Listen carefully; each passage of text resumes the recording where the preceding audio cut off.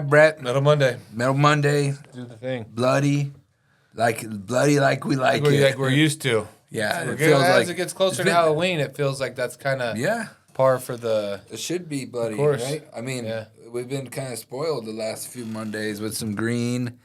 Market's just been pretty wild, really. Like copper's been up and down. I mean, we're 440 right now, 440-ish. Just shy of a dime today. Mm-hmm. Last week it was hanging in there pretty tough. It had some dips early in the week, and then it rallied at I think, good, decent Thursday, Friday, I believe, if I'm remembering right. I still feel like everything I read that the Chinese and the stimulus of what they're about to do, like the fiscal financial money bomb, is still coming. And so if that does truly come to fruition, then you are probably looking at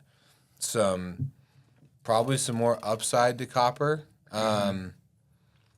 That being said, like we're still sellers, we're buyers and sellers at the markets that we're given at the time. As soon as we start trying to predict the upside, that's when I get myself in trouble.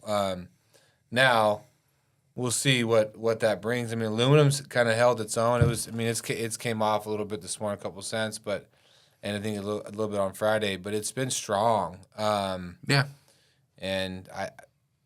nickel is still hanging around that $8-ish mark. And I don't know. In general, I mean, it feels like if Trump can stay alive long enough, not get fucking assassinated, and maybe by the election time comes around and we get an election that I think that if he gets elected, it's probably pretty positive for business sentiment and the markets in general. Now, I could be 100% wrong, and I probably am, but it sure does feel like the momentum is You'll see a run. If Trump way. Gets elected, we'll see a commodities run.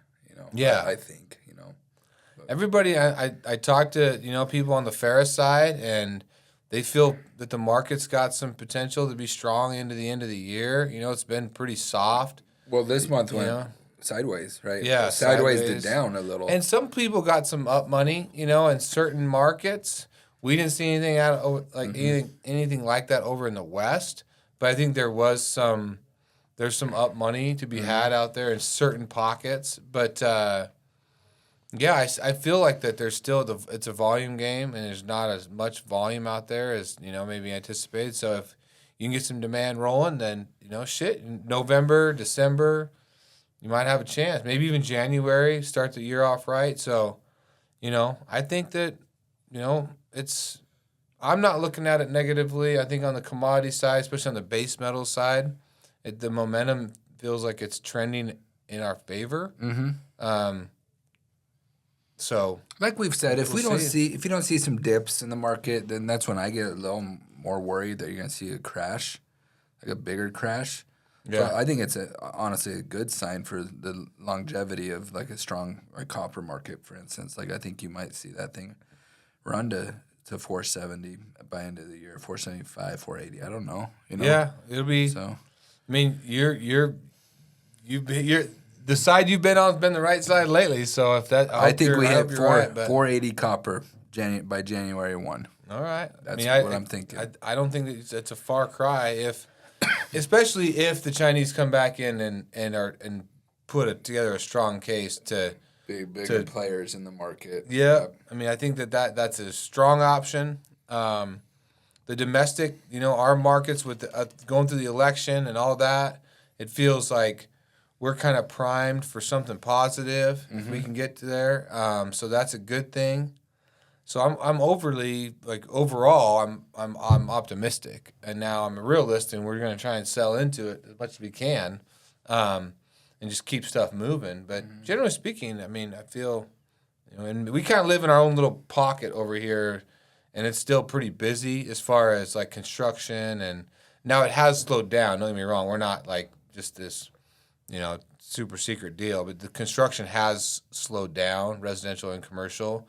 But we're still, I mean, the amount of people still moving here. But it hasn't stopped. And still, it hasn't stopped. No. It hasn't came to a halt. There's still a lot going on, in this, Idaho, Oregon, region. So it's easier, being a little easier for us to be a little more optimistic. Now our manufacturing companies are slowing down, that sell worldwide. That's the only thing I've seen a big slowdown in. And you do see like some electricians are slowing down because of the builds are not as many, but they're still busy. Like I talked to a lot of people, and the electricians, they're still busy though. They got more work than they can kind of fill jobs sometimes. A lot of them. The demo guys, all those guys are busy. So I don't know. I think we're primed for a good bounce back, and even however the election goes, I think it would benefit the business if Trump gets in there. But it feels to me like everyone's just waiting to see what happens. Yeah, and I think on their hands right now. Yeah, and I think if it's not Trump, I hope it doesn't everything doesn't crash on us. I hope people we're gonna have to figure this out for 4 years and they get to work. Yeah. But we'll see. I could be wrong, and we'll just see how the election goes in a few weeks. Really, it's crazy. I know, it's crazy. What is it, like less than a month, right? Oh yeah, it's like 3 weeks away. I think. Yeah. Dude, it's wild times right now in the good old USA. Not to mention like all the other countries and all the stuff that's going on that affects our markets on the commodity side. Mm-hmm. So, man, if you don't like a volatile market, then we're probably not the game. It's not the game for you, because I think commodities right now it's all over the map. So we look forward to pushing through November, seeing what or pushing through October, getting into November, see what election brings, what the markets bring. Mm-hmm. But no matter what, at the end of the day, like I posted here earlier, like we're gonna go fucking hard. Yep. I only know one. No matter what happens, I'm gonna wake up and go to work. Exactly. Go hard. that Wednesday. Hey, real quick shout out to my youngest daughter. She worked her ass off and she made the A-team. I love it. I'm just putting a shout out. I saw how hard she worked, and it feels good as a father to see the work she did and it pay off for her. So I'm super proud of her. Shout out to Eden. Put in the work. You never know what's going to happen, but one thing's for sure: if you don't, then if you don't put in the work, then you're gonna regret it. You're gonna be like, I should have worked harder. That's what I love about youth sports, man. Yeah. It's the amount of value you can get out of it. So many lessons, like whether it's hard work or teamwork or losing, winning, wins, losses. It's important. It's so many valuable lessons. Teach these kids how to win the right way and lose the right way, and that's where I have a major issue in certain leagues when the kids were younger, where they just don't keep score. I had a big problem with that. Yeah. And I refused. I was Eden's soccer coach, me and my wife, and we refused to play that game. We kept score. But we kept getting in trouble. But they didn't fire us. Life keeps score. Yep. So why not start them early and let them know that? Yeah, learn it's okay. Hey, it sucks to lose, but if you take that feeling and turn it into hard work to try not to feel that way again, something cool really happens, man. Yeah. And no one, like, in business, I don't like losing.